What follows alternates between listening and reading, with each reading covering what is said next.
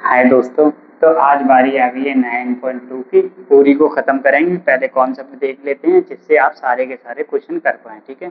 जिसका डिफरेंशिएशन अवकलन अगर मजबूत है वो इस प्रश्नावली को बिना देखे ही सॉल्व कर देगा, ठीक है। चलो कॉन्सेप्ट क्या बोलता है दोस्तों। कॉन्सेप्ट देखो, कॉन्सेप्ट ये बोलता है, देखो ऐसे y इक्वल टू कोई सा भी फंक्शन दे रखा होगा, ठीक है। और दूसरा हमें प्रूव करने के लिए या सत्यापित करने के लिए बोल रहा है, क्या बोल रहा है, ऐसे देखो बाई डबल डैश या बाई डैश या जो भी कुछ है ऐसे, मतलब यहाँ से बाई की वैल्यू बाई डैश या बाई डबल डैश की वैल्यू यहाँ पे पुट करिए और जीरो की इक्वल सत्यापित कर दीजिए जैसा कि इसमें बोला है। तो देखो ऐसे देखो वो एग्जांपल से ले लेते हैं, एक्स क्यूब ले लेते हैं एग्जांपल के लिए। तो प्रूफ क्या करना है, हमें प्रूफ करना है कि y dash minus 3x² zero है। तो चलो देख लेते हैं, इसका डिफरेंशिएशन करेंगे। एक बात और ध्यान रखना कि d y by d x को हम क्या लिख सकते हैं, d y by d x को हम बाई डैश भी लिख लेते हैं, डी बाई भी लिख लेते हैं या बाई वन भी लिख लेते हैं, चार तरीके से लिख लेते हैं, ठीक है। अगर बीएससी वगैरह करेंगे तो उसमें ये आ जाता है और जनरली क्लास 12th में ये और ये पढ़ते हैं, ठीक है।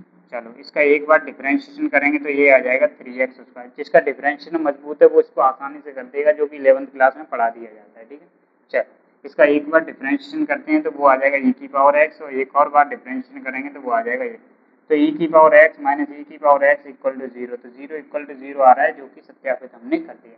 दोस्तों अगर सारे क्वेश्चन अगर करना चाहते हैं तो मेरा दूसरा चैनल है सी के मैथमेटिक्स, उस पर जाके आप सारे क्वेश्चन आप देख सकते हैं, ठीक है, पूरा डिटेल में, ठीक है। तो 9.2 को पूरी को सॉल्व कर सकते हैं, बाकी मैं इसमें भी सॉल्व करवा दूंगा, डोंट वरी। लगभग सारे ही क्वेश्चन कर लेंगे, ठीक है। देखो आपको कॉन्सेप्ट बताए तो आप आसानी से कर लेंगे, बस आप पे डिफरेंशिएशन आना चाहिए, ठीक है। चलो और सब्सक्राइब जरूर कर लेना, ठीक है। तो हमने पहला सवाल कर लिया है, सेकंड वाला भी देख लो, ठीक है। सेकंड वाला क्या बोल रहा है, सेकंड वाला जो बोल रहा है वो कुछ भी नहीं है दोस्तों। आप पे डिफरेंशिएशन अगर आता है तो ये तो कुछ भी नहीं है यार, प्लस सी है और हमसे बोला है बाई डैश -2 एक्स जो वो जीरो।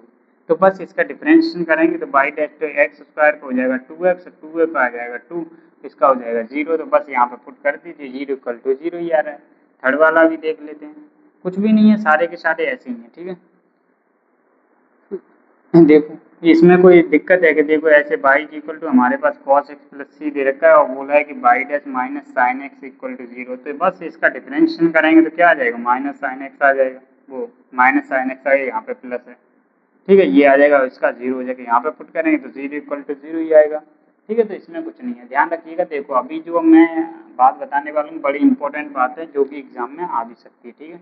देखो ऐसे कोई भी डिफरेंशियल इक्वेशन दे रखी है, जनरली हम जो अब क्लास 12th में क्या पढ़ने वाले हैं, d y by d x के बारे में पढ़ने वाले हैं, इसी के बारे में, ठीक है। इसकी पावर भी वन है, ऑर्डर भी वन है, घात भी इसकी वन है, ठीक है, इसी के बारे में हम पढ़ने वाले हैं। देखो जब भी कोई भी फंक्शन दे रखा है, देखो ऐसे x by d y by d x और भी d2 y by d x square हो सकता है, ठीक है, जो कि जनरल में बता रहा हूँ, ठीक है। ऐसे कोई भी इक्वेशन दे रखी है तो इसको क्या बोल देते हैं, डिफरेंशियल इक्वेशन बोल देते हैं। जब इसको हम सॉल्व करते हैं तो हमारे पास फंक्शन मिलता है एक्स बाई C1 C2, ये मिलता है Cn तक, ठीक है। ध्यान रखना कि यहाँ पे जो है वो d की power n by d x की पावर n है। देखो ये आर्बिट्रेरी कांस्टेंट है C1 C2। C1 C2 क्या है, आपके स्वेच्छ चर हैं, स्वेच्छ स्वेच्छ अचर, स्वेच्छ अचर है, ठीक है। स्वेच्छ अचर या इंग्लिश में बोल देते हैं आर्बिट्रेरी कांस्टेंट, ठीक है। ध्यान रखिएगा, ये जो इक्वेशन आपके पास आई है इसको बोल देते हैं जनरल सॉल्यूशन या फिर इसको बोल देते हैं व्यापक हल, ठीक है। जनरल सॉल्यूशन या व्यापक हल। देखो अगर इसी में कुछ पर्टिकुलर वैल्यू अगर दे दी जाए, ऐसे x1 x2 इसको सेटिस्फाई करता है, x1 y1, तो अगर इसको थोड़ा सा सॉल्व करेंगे ऐसे आपको कुछ वैल्यूज दे दी जाएंगी। अगर आपके पास फंक्शन ऑफ एक्स वाई आ जाए ओनली, तो ये वाला जो होता है ना, ये वाला फंक्शन ये होता है आपका पर्टिकुलर सॉल्यूशन या फिर इसको बोल देते हैं विशिष्ट हल। ध्यान रखिएगा अभी ये विशिष्ट हल, ठीक है, पर्टिकुलर सॉल्यूशन, ठीक है।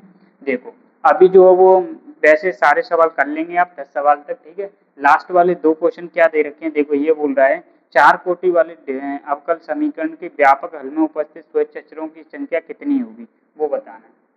देखो ये बोल रहा है लास्ट वाला क्वेश्चन क्या बोल रहा है, देखो लास्ट वाला क्वेश्चन बोल रहा है आपका चार कोटि वाला, चार कोटि यानी चार कोटि की बात कर रहा है, तो यानी चार डिफरेंशियल क्वेश्चन, चार बार डिफरेंशिएशन किया गया होगा उसका। तो ये बोल रहा है जब भी ये है तो व्यापक हल में, यानी ये जो व्यापक हल आपको मिलने वाला है उसमें बोल रहा है कि स्वच्छ अचरों की संख्या कितनी होगी। तो अब मैंने आपको बता दिया है कि जितने डिफरेंशियल इक्वेशन होती है, जितने ऑर्डर की या कोटि की होती है, उसको सॉल्व करने के बाद उतने ही आपके स्वच्छ अचर आते हैं। तो ये देखो ऐसे आपको क्या मिलेगा, ये वाला था ये वाला, तो कितने 4 ऑर्डर की है, ऐसे इसको 4 ले लें, इसको हटा दें, तो कितने C1 C2 मिलेंगे, 4 मिल जाएंगे, C3 और C4। तो इसका जो आंसर हो जाएगा आपके पास इसका 4 हो जाएगा। ठीक है, स्वच्छ अचरों की संख्या व्यापक हल में जो होती है वो ऑर्डर के बराबर होती है, कोटि इक्वल टू स्वच्छ अचर। ठीक है, ध्यान रखिएगा ये जो मिला है आपको विशिष्ट हल। नेक्स्ट क्वेश्चन यही है कि कोटि 3 वाले अवकल समीकरण विशिष्ट हल में स्वच्छ अचरों की संख्या कितनी होगी, लेकिन इसमें देखो स्वच्छ अचरों की संख्या 0 है इसमें। ठीक है, इसमें क्या है, स्वच्छ अचरों की संख्या 0 है, इसमें कोई भी आर्बिट्रेरी कांस्टेंट नहीं दिखाई दे रहा है। ठीक है, चलो तो लगभग हमने इस प्रश्नावली को पूरी तरह खत्म कर लिया है। और अगर सारे क्वेश्चन करना चाहते हैं तो आप दूसरा चैनल है, इस पर जाके आप सॉल्व कर सकते हैं। ठीक है, धन्यवाद।